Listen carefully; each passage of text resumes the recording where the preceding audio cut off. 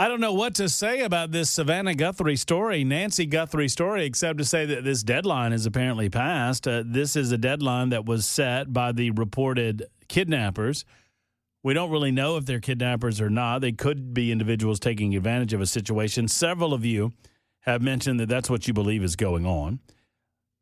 I think it was John in Lawrenceburg. I could have that wrong, but I think John in Lawrenceburg said as much, that I believe that the 84-year-old woman perhaps tragically passed away. Someone was aware of it, aware that she went missing or whatnot, and is attempting to take advantage of the situation. One way or the other, there was a ransom deadline. And this is the oddest part. The ransom, the kidnappers, those that have sent the ransom demands, they communicated once. They sent the demands in. They sent them to a number of multiple outlets. The Guthrie family has repeatedly tried to get reconnected or recontact with the kidnappers, and nothing.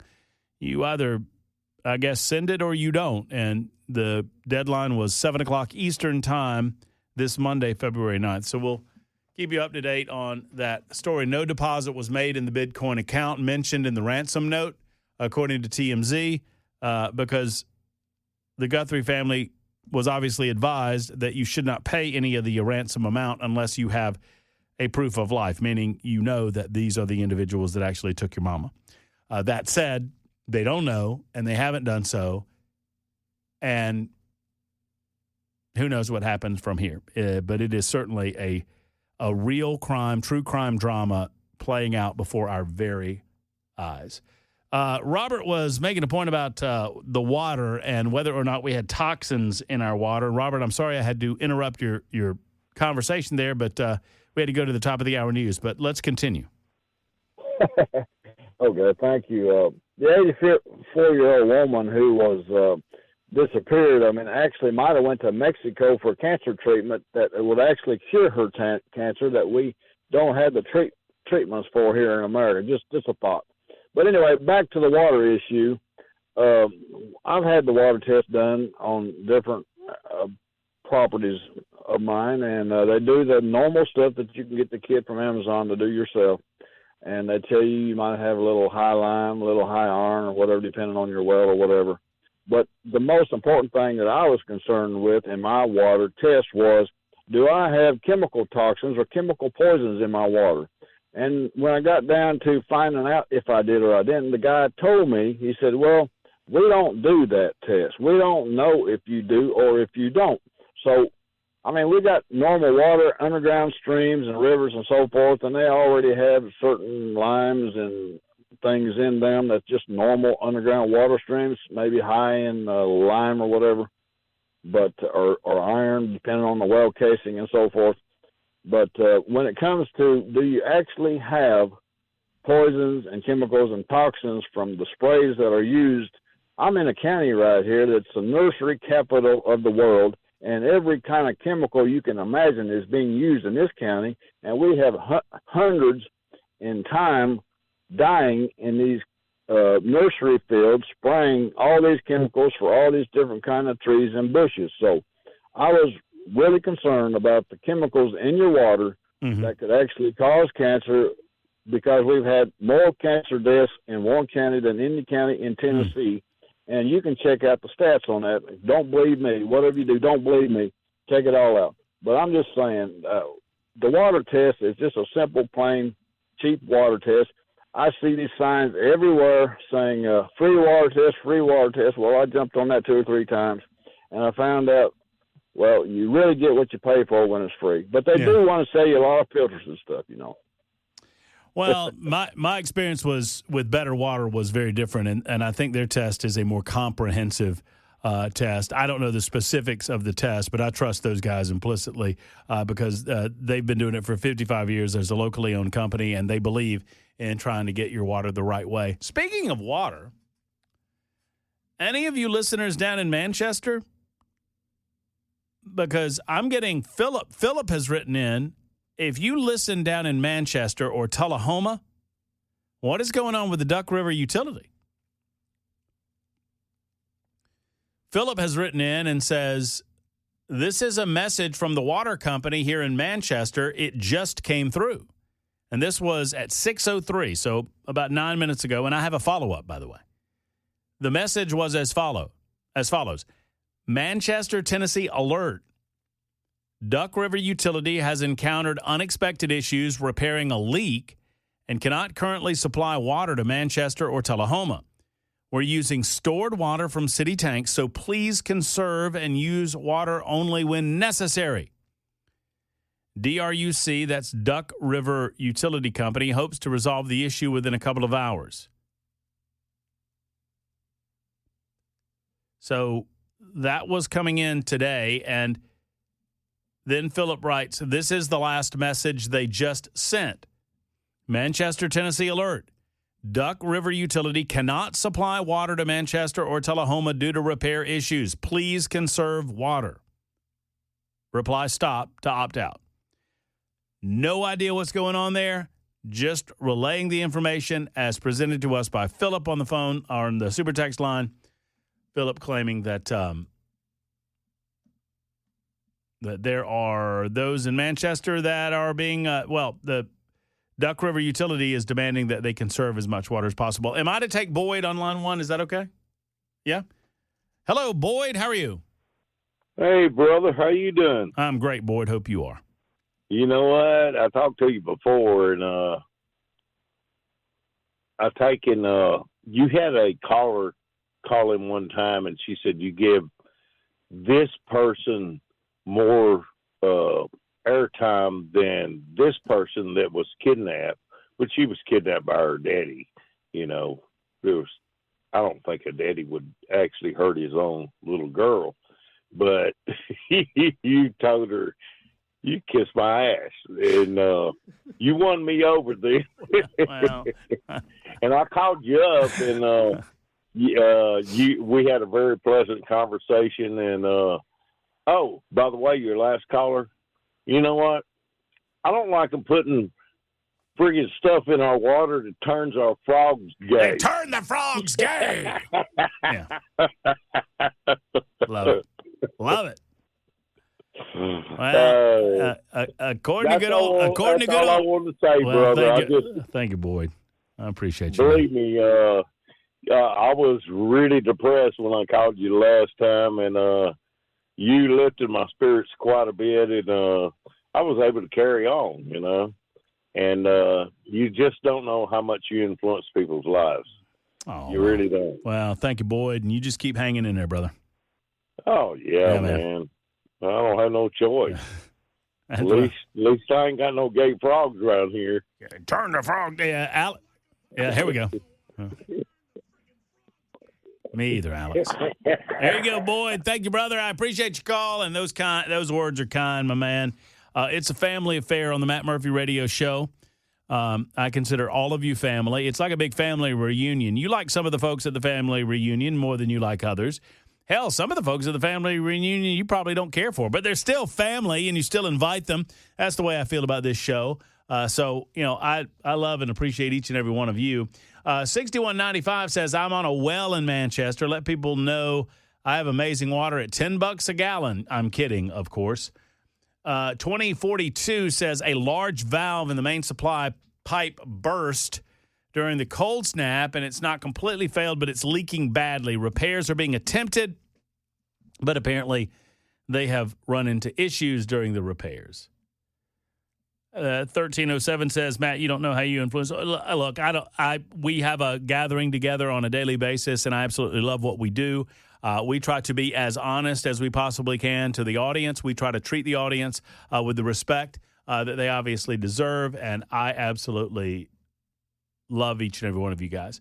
7951 says, Joan Jones called in earlier about the water shortage. My apologies. You might want to give her a call. They were losing 1 million gallons a day. What? That's a lot of water. Philip has said, Saturday follow-up, water use is 1 million plus gallons a day above normal since the cold snap. Residents in Manchester, Tullahoma, Wartrace, Bell Buckle, Hillsborough, Pelham, surrounding areas must reduce water use immediately to avoid system failure and emergency restrictions. And that was a couple of days ago. That was Saturday. And then now today, They said Duck River Utility cannot supply water to Manchester or Tullahoma due to repair issues. Please conserve water. So the story that we're piecing together, thank you to you field reporters out there because y'all are doing the piecing, is that due to the cold snap, a valve broke. They tried to repair it. The repairs didn't go well. Something went wrong, and they're now leaking 1 million gallons a day. 1 million gallons a day. And our own Joan Jones has been impacted by this. My apologies for not hearing her report this morning. I try to listen as much as I possibly can, but I don't pretend to listen to everything. Missy is next up with perhaps another thought on the water issue. Hello, Missy. Hi, Matt. How are you? I'm doing well. Thank you for calling. I'm not actually calling about the Manchester water. I was actually going to trade the Gay Frog water for the water that I grew up drinking, which was poisoned by DuPont. Holy. West Virginia. What? I am one of the, I don't know how many of us that were poisoned by DuPont C8 up in West Virginia for the last 40-some years. There was actually a movie about it starring Mark Ruffalo. I can't remember the name. Dark Water, I think. Came out about a few years ago. Talking about the C8 poisoning that got a lot of West Virginians, caused a lot of cancer, birth defects, killed a lot of people. I mean, did y'all did y'all go to court with them and get a? They did. They had a large civil action, class action suit. Good. Most of us have one or two of the side effects of it. We've all just learned.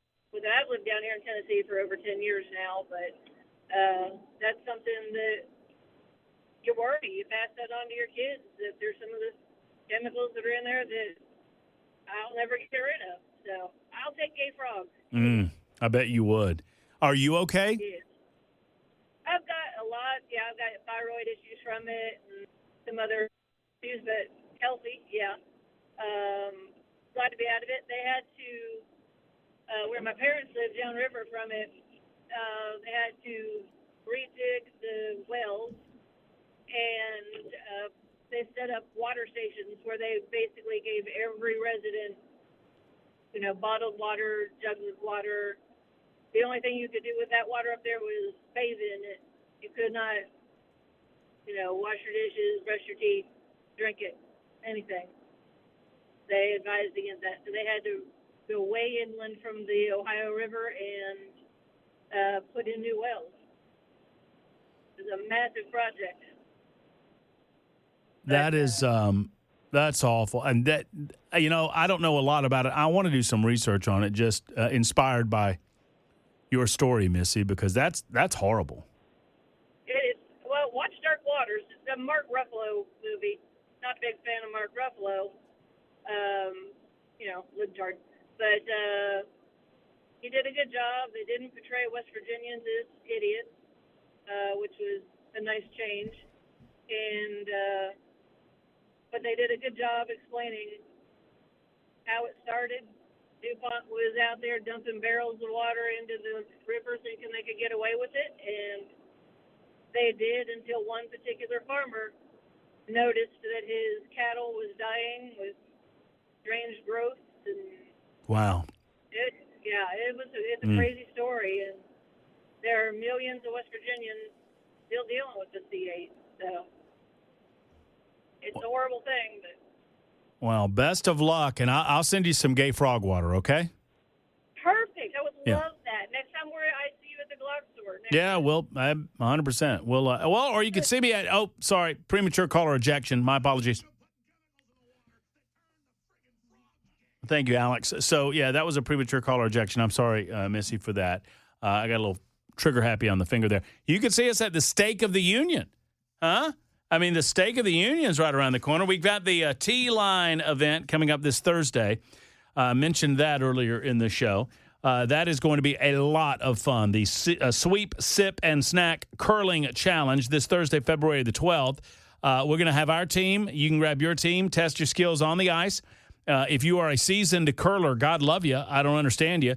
If you're a first-time sweeper, I understand you quite well. If you're wanting to try the sport, you can purchase a ticket for discounted ice time. You'll get 30 minutes of ice time, a curling session, and an appetizer for only $25. That's a pretty cool deal. And it promises to be a fun event. I'll be out there. The whole crew will be out there. I think Chad's doing his show from noon until 3. We're doing our show from 3 until 7. Jackson will be there. I'll be there.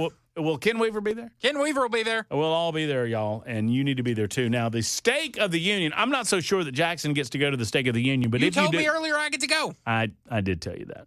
I do think you get to go. I wanted to tease you to make fun and pretend that you don't get a delicious 9-ounce Legends sirloin, which is so good. 2 sides, a salad bar, strawberry cake. You know what my favorite kind of cake is, Jackson? Mine's strawberry. Mine is strawberry cake as well. I love a strawberry cake. You know, that explains this relationship. Mm-hmm. Yeah, we disagree on most everything. But strawberry cake, that's something that can bond a man. I think we could unite America on the platform of strawberry cake. You get a non-alcoholic beverage of your choosing. It includes tax and gratuity. There are 100 tickets available at $100 a piece. And now every ticket, once again, 9-ounce sirloin, 2 sides, strawberry cake, salad bar, a beverage of your choosing, and tax and gratuity.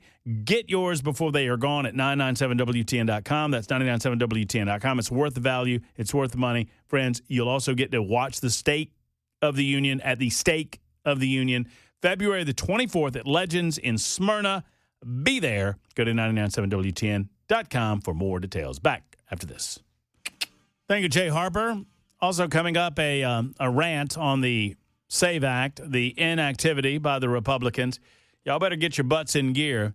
For some reason, John Thune is not acting on this in the United States Senate, and I cannot imagine why. We need to do what we need to do to get it on the floor and get it voted on. The SAVE Act is that important. In the meantime, young Jackson, are you familiar with the Centralia fire or Centralia fire?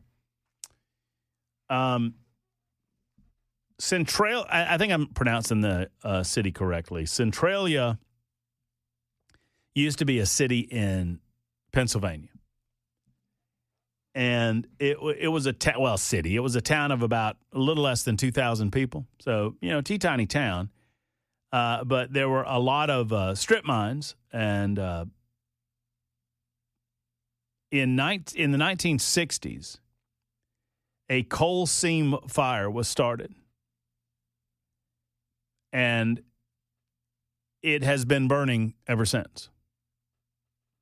And you heard me correctly. If y'all have never heard this story, go look it up on the interweb. And I was blown away by this tale. The background of it is just as fascinating as what is happening. I mean, until this moment, to this day. And they believe that the Centralia fire will burn for another 250 years or about 250 years in total. What'd they do?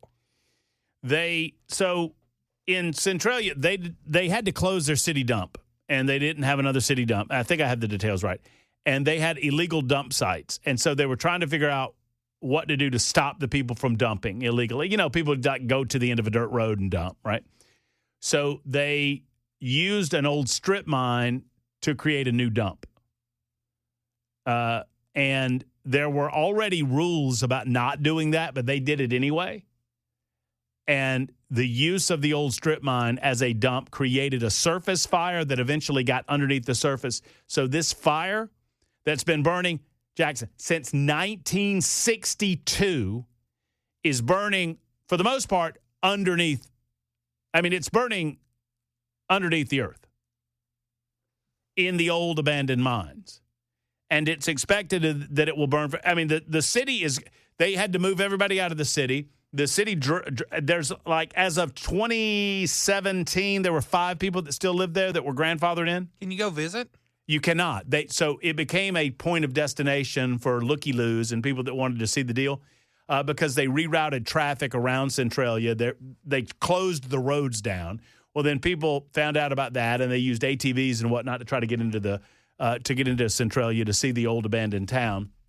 And they don't allow that. They created burns to stop people with ATVs and whatnot from getting in. What are burns? They're like just big mounds of earth. So you have some friends in Congress.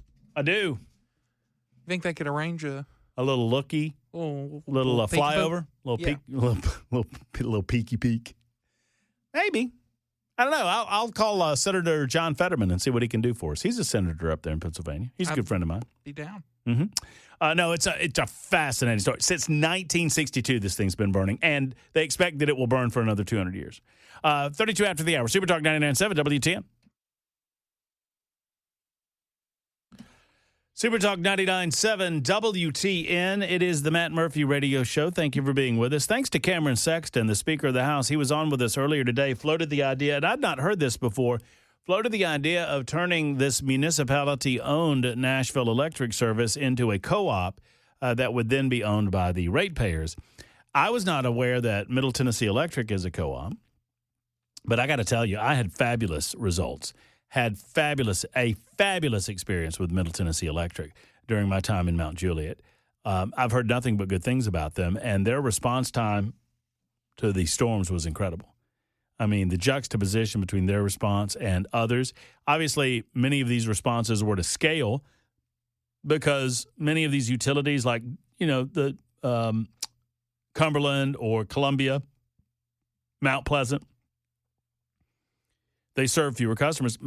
Middle Tennessee Electric does not serve significantly less customers, however, than Nashville Electric. I mean, it's less, but not significantly less. It's still a major electrical company in our region of the world, and one that did not experience the disaster that was Nashville Electric. Speaking of, U.S. Representative Matt Van Epps, the newest Tennessee U.S. Representative, has sent a formal letter to Nashville Mayor Freddie O'Connell and Nashville Electric Service CEO Teresa Broyles-Applin, calling for accountability and transparency following the utility's response. In his letter, Van Epps pressed Metro leadership to demand answers from NES and ensure reforms are implemented. He began by praising frontline workers and community response during the storm.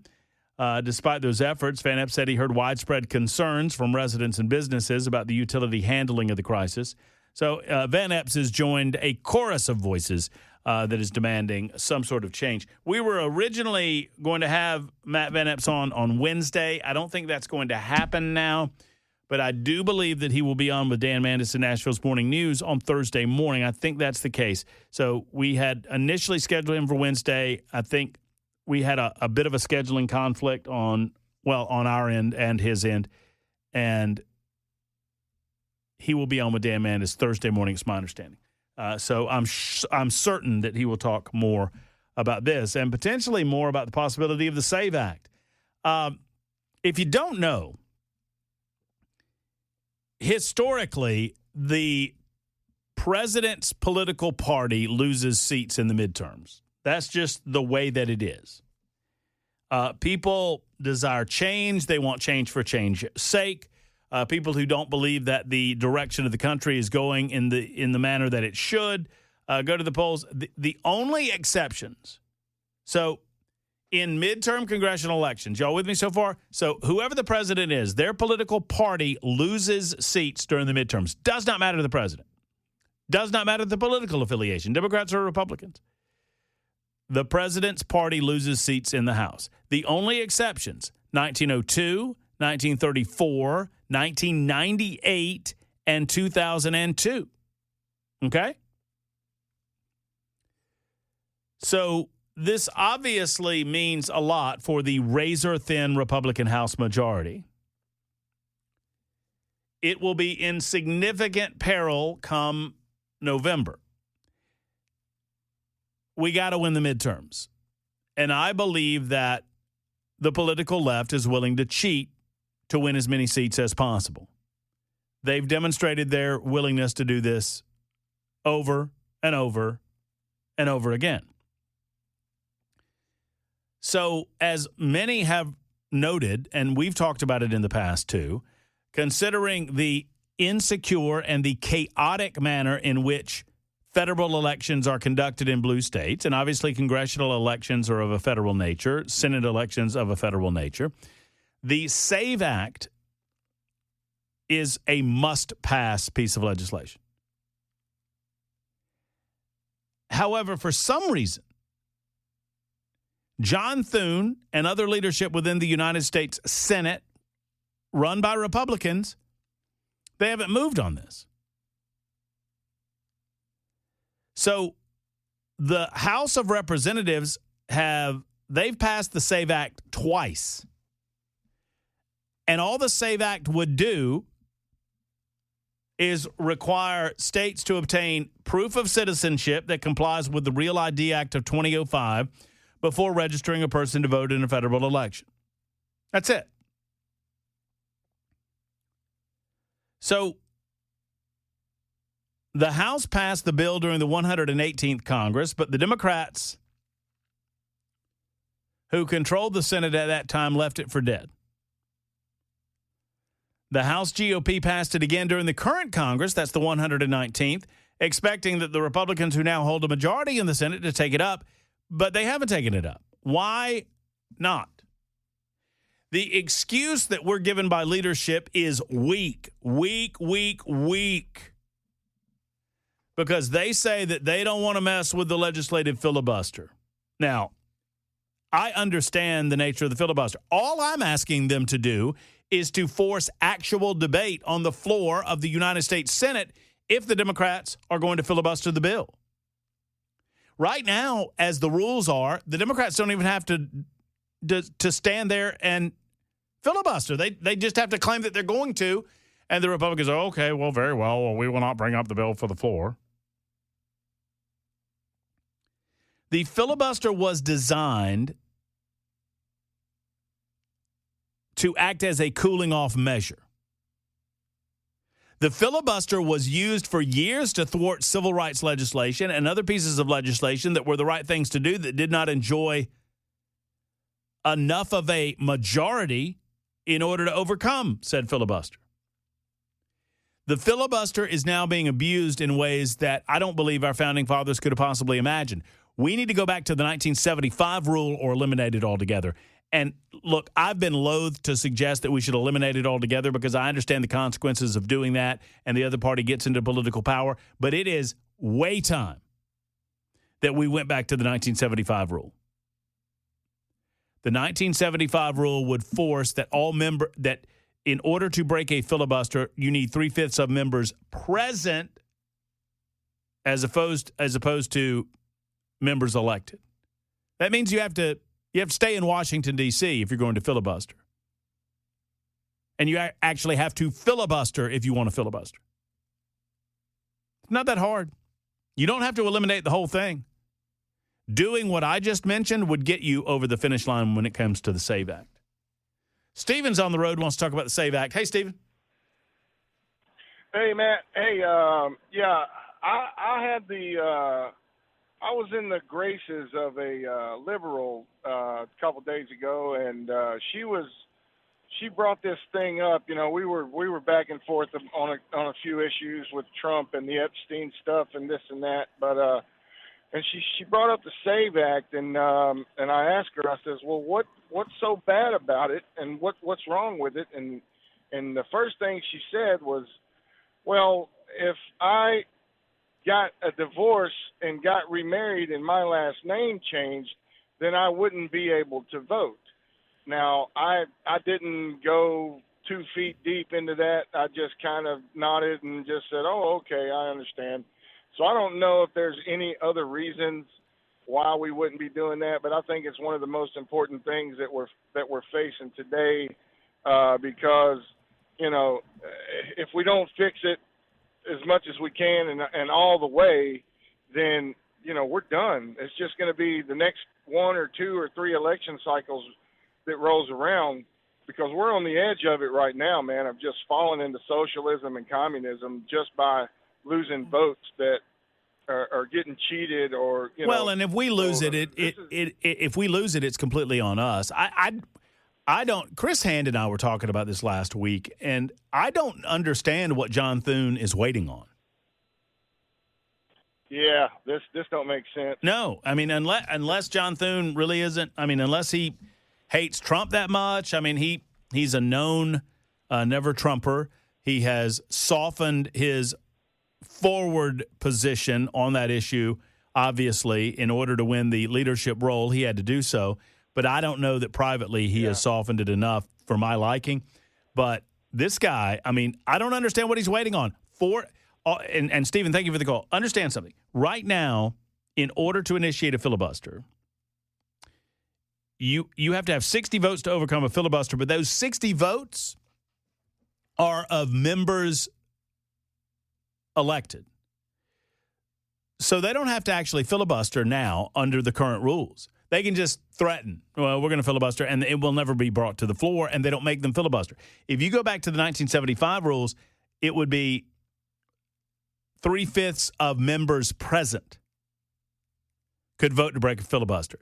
So if some of these Democrats, these do-nothing Democrats, want to go home, the Republicans can break a filibuster with significantly less than 60 votes.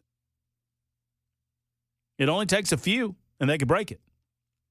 In the meantime, all of this Democrat clamoring about, oh, the Republicans want to nationalize. No, they don't. We just want to nationalize being able to determine that you are a legal voter in these states that do not require that you have proper documentation. The Democrats tried to do this crap in 2021. Y'all know that, right?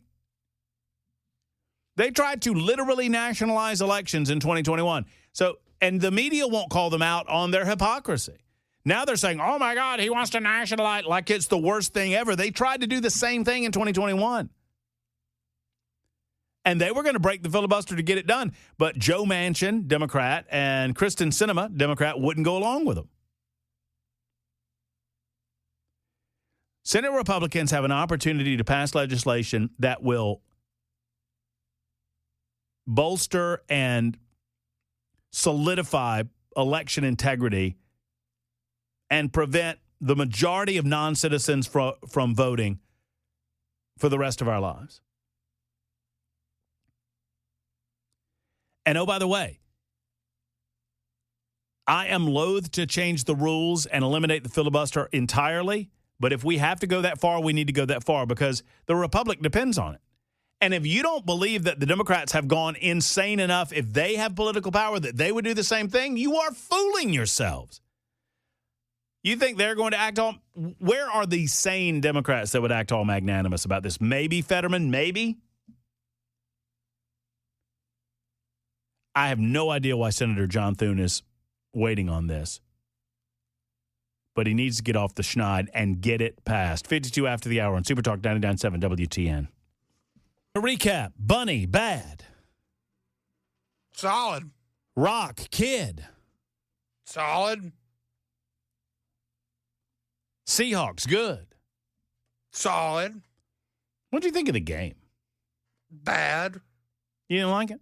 What? Because the Patriots had, there seemed to be no possibility that they could score. There wasn't a touchdown in the fourth quarter. Oh, yeah. Okay. I mean, I like a defensive contest. Not like that. What do you mean not like that? Score a touchdown. That's a defensive contest. It was offensive, all right. Defensive. No, it was not offensive. It was defensive. It was very offensive. Well, to you, perhaps. The commercials, we didn't do anything on the commercials. I didn't really see a lot of the commercials. What was your favorite? I guess you told me that you liked Neil Diamond. You like the Neil Diamond Hellman's commercial. What else? I like the Xfinity. The Jurassic Park was pretty good to me. Oh, the Duncan one. Duncan was very good. It's harkening back to the all the sitcoms from the 1990s. It's pretty good. I get a little creeped out by the CGI or the artificial intelligence. AI. Yeah, I mean, you know what I'm saying. I mean, I just get a little creeped out by that. Their ability to young these people up, but it is what it is. We'll be back tomorrow. I am pleased that you joined us today. I'm pleased we got through 4 hours. My back made it. Happy to hear that. Hopefully, the Guthrie family and the rest of America, that they have good news coming up over the next 24 or so hours. We'll keep watching that story. Keep watching the shenanigans and goings on in Washington, D.C. and here at home in our beautiful volunteer state. Until next time, for Jackson Williams, for Jay Harper, Ken Weaver back tomorrow, by the way, for Ken Weaver too. Matt Murphy speaking and saying, have a good evening. So long, everybody.